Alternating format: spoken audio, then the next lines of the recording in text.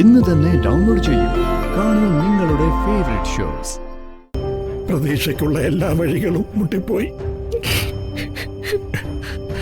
ഇനി ഞങ്ങൾ പ്രതീക്ഷിക്കുന്നത് ബലിക്കാക്കയുടെ രൂപത്തിൽ പറന്നു വരുന്ന മോളുടെ ആത്മാവിനെയാണ്.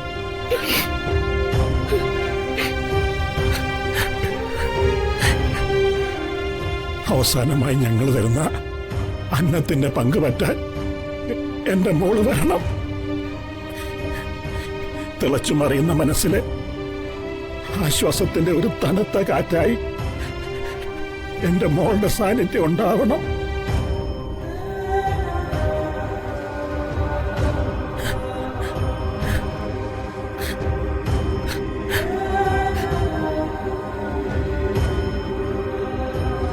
അച്ഛാ,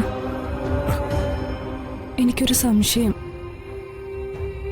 വർഷയുടെ ബലികർമ്മം നടക്കുന്നതിന് മുമ്പ് അവളുടെ ഫോട്ടോ വെച്ച് ഇങ്ങനെ ഒരു ചടങ്ങ് പതിവുള്ളതാണോ? അറിയില്ല മോളെ. ഞങ്ങളുടെ മനസ്സമാധാനത്തിന് വേണ്ടി അവളുടെ പടം വെച്ച് പ്രാർത്ഥിക്കുന്നു എന്ന് മാത്രം.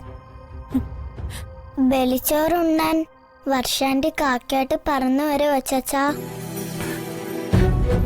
എന്നാ മോളെ വിശ്വാസം. മരിച്ചവരുടെ ആത്മാവിന് തൃപ്തിയില്ലെങ്കിൽ വരില്ലെന്നും പറയുന്നു. ഇവിടെ കർമ്മം നടത്തുന്ന കാര്യത്തിൽ അഭിപ്രായ വ്യത്യാസങ്ങളും തർക്കങ്ങളും വാക്കേറ്റുമല്ലേ. അതുകൊണ്ട് തന്നെ ഒരു ബലിക്കാക്കി വരുമെന്ന് തോന്നുന്നില്ല. അങ്ങനെ പറയരുത് ഹരിതേ. ഇവിടെ എന്തൊക്കെ തർക്കങ്ങൾ നടന്നാലും പാവം വർഷ ആരോടും അതൃപ്തിയോ സ്നേഹക്കുറവോ കാട്ടാത്തവള. ആരാ ബലികർമ്മം നടത്തുന്നത്? മരിച്ചവരുടെ മക്കളാ നടത്തേണ്ടത്. മക്കളില്ലെങ്കിൽ സഹോദരന്മാർക്കോ രക്തബന്ധമുള്ള മറ്റാർക്കെങ്കിലോ നടത്താം. ബലികർമ്മം മനോജ് നടത്തിയ പോരെ അച്ഛാ? കർമ്മയോട് ചോദിക്കണം മോളെ. കർമ്മയോട് ഞാൻ ഫോൺ ചെയ്ത് ചോദിച്ചു. ബലികർമ്മം നടത്തുന്ന കാര്യത്തില് തർക്കവും വഴക്കവും ഒന്നുമില്ലാത്ത മനോജ് നടത്തുന്നതാ ഉത്തമമെന്ന് കർമ്മി പറഞ്ഞു.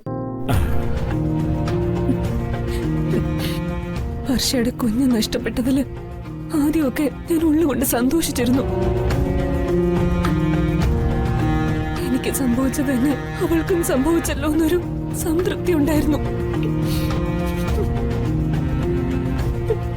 പക്ഷെ അവളില്ലാതായപ്പോ അതൊക്കെ ഞാൻ മറന്നു.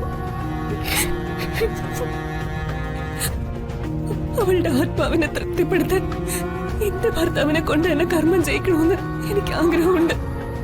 അത് നന്നായി. നിന്റെ ആഗ്രഹം പോലെ തന്നെ നടക്കട്ടെ മോളെ. എന്താ സുമിത്രേ? അങ്ങനെ തന്നെ ആയിക്കോട്ടെ അച്ഛൻ. തടസ്സങ്ങളൊന്നും ഇല്ലാതെ കർമ്മം നടന്നാ മതി. ബലികർമ്മത്തിന് വേണ്ട ഉണക്കലരി കിട്ടിയിട്ടുണ്ട് അച്ഛാ. ഇനി കിട്ടാനുള്ളത് ദർഭപുല്ലും രാമച്ചുവാ. അതും വേണം. കർമ്മി തന്ന ലിസ്റ്റ് അനുസരിച്ചുള്ള എല്ലാ സാധനങ്ങളും നേരത്തെ തന്നെ വാങ്ങി വെക്കണം. വാ ചേച്ചി.